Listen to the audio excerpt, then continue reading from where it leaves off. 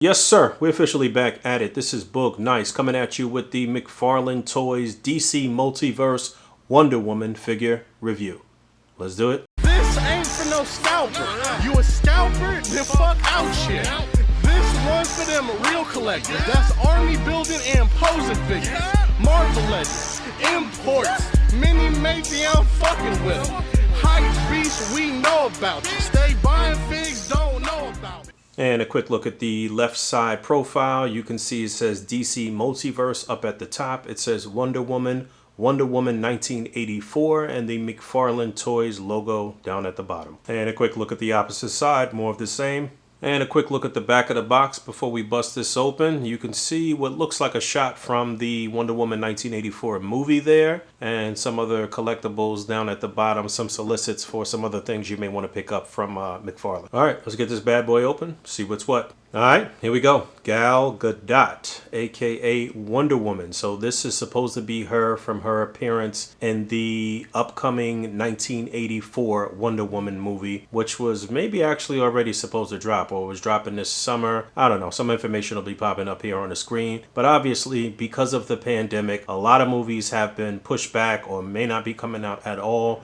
We really don't know. And this has quite possibly screwed up the rest of the year for toy releases that are supposed to drop alongside of their prospective movies. But hey, McFarlane has taken its newest venture into 7-inch figures and actually incorporating a great bit of articulation in these figures. So my first impression of this figure out of the package is she's pretty nice. It's a really good range of motion. It's a good looking figure. The sculpt is really nice. Not really a scale that I particularly care for or like to collect. 7-inch scale is kind of hard to get props and accessories and stuff for and make things look right. But again, this is a very nice figure. So let's go over her accessories real quick.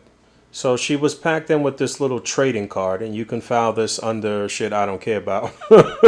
But it says Wonder Woman 1984. And then on the back, I guess you could pause it if you want to read that. Maybe I'll read it anyway. The card reads, Source, Wonder Woman 1984, Film 2020. Real name, Princess Diana. Height, 5 foot 10 inches. From Amazon, Princess to the world's greatest warrior. Wonder Woman is at the height of her power, but living a quiet life as a Smithsonian curator, Diana Prince. Her compassion for mankind is strong, despite man's flaws. But now she must again draw on her incredible strength, courage, and wisdom to battle her greatest foe, the cheetah. She's also packed in with this little stand. You can see there's one peg there and the DC logo. And there she is on the stand, so that looks good. She's packed in with her trusty lasso of truth, a coiled up version of it, which she can obviously hold like she is right here.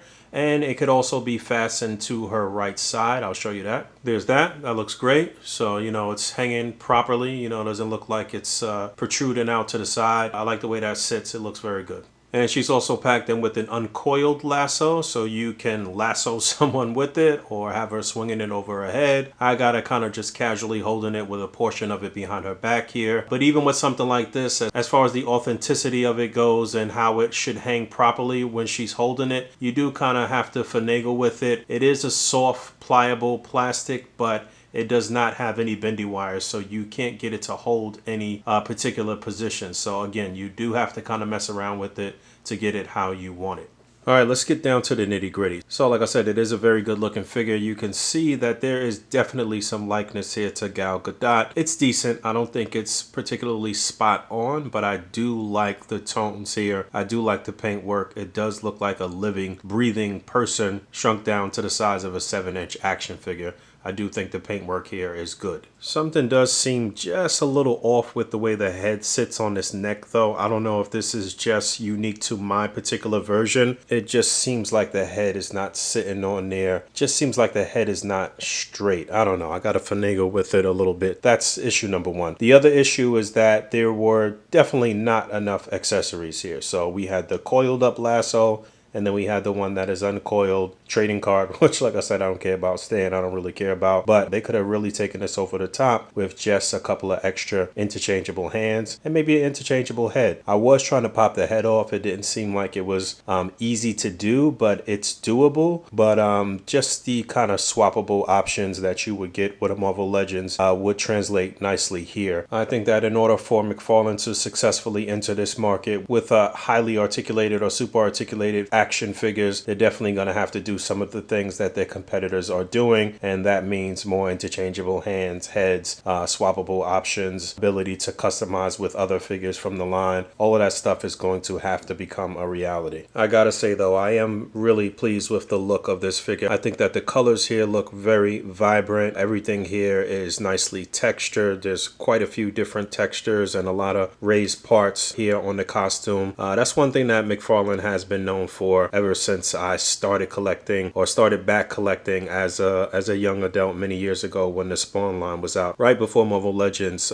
dropped, actually. McFarlane is known for very detailed and really nice sculpts. We know that back in the day, he hated to break up a sculpt with articulation. So again, this is a venture kind of outside of his comfort zone, I think. But I think it translates very well here. Everything looks pretty damn good through and through. And I don't really have an issue with the way she looks, aside from that kind of the cocked look to the head. Pause. So real quick, in terms of articulation, the head is on a ball joint. You can get her to turn left to right. She can look down a bit. It'll be hindered just a little bit by her hair. She's not going to look up too far. Again, it'll be hindered by the way the hair kind of flows down into the small of her back here. Shoulders are on a ball joint. They're not hindered by anything, so they'll come up pretty far. You can do a full 360.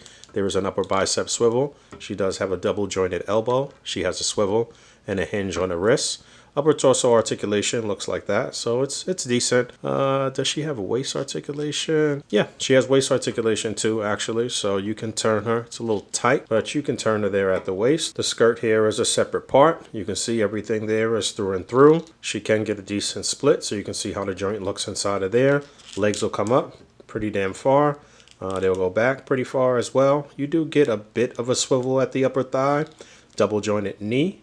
And that looks good with the knee pad kind of covering the joint, so that works out well. No articulation at the upper boot, but she does have a hinge and a decent pivot on the foot, as well as the toe joint. So pretty damn good articulation here. I can't lie. Only other thing I would have liked to see is maybe some ab articulation, but that would have definitely broken up the scope a little bit too much, I think. And a few quick size comparisons. On the far left is the Marvel Legends Angela figure, which is interesting that I picked up that figure. She's like closely related to Spawn, and we got Spawn about to come back out with McFarlane. They already dropped the Spawn and did the Kickstarter for Spawn, and whatever. I thought I'd pick her up because she was a pretty large female Marvel Legends figure, and you can see she's still dwarfed by Wonder Woman here. And then right next to her and closest to Wonder Woman on her right, our left, is the Mezco Batman, their first release of their 1/12 scale line, Dark Knight Batman. And then on our right, her immediate left, is the NECA T2 Terminator figure, and on the far right here is the SH Figuarts Tony Stark. And one more here. On the far left is the amazing Yamaguchi Revel Mini Solid Snake from Metal Gear Solid. And then right next to him, on Diana's immediate right, our left, is the Soap Studio Newt Scamander figure. And then on Diana's immediate left is the Mafex Deadshot. That's the Will Smith Deadshot, which is a very large figure for Mafex. I don't know what the hell they were doing in terms of scale, but even he is dwarfed by Wonder Woman here. And on the far right is the Higher Toys 3 3/4 inch. I think this is the Elder Predator, which is a pretty damn nice figure for 3 3/4 inch. All right, I'm getting up out of here. Wonder Woman 1984 with the classic costume here. Very good. All they have to do is start adding in some more extra accessories, some more hands and heads, and these will pretty much be a home run. The other thing I think that needs to happen, and I'll talk about this more as I review more of these figures, is that they gotta get the scale on point within the line. Like, you know, some characters are taller than they should be with other characters from the line. Now, I've only reviewed 2 Wonder Woman figures so far. I guess this will be the first review up. I'll have the Golden Armor review up next. but I know this because when I was at Toy Fair, I got to see them up close, and I actually talked about that specific thing with Ty when I was over there. So we'll see what happens, but I mean, I think they off to a good start. They're on the right track. Congratulations to McFarlane for raising over $3 million for the Spawn Kickstarter too. I actually didn't pick up one for myself. I ordered one for one of my boys out in Colombia, but we'll see. Maybe I could work out something later. So as always, thanks for hanging out. Don't forget to rate, comment, and subscribe. And until next time, peace.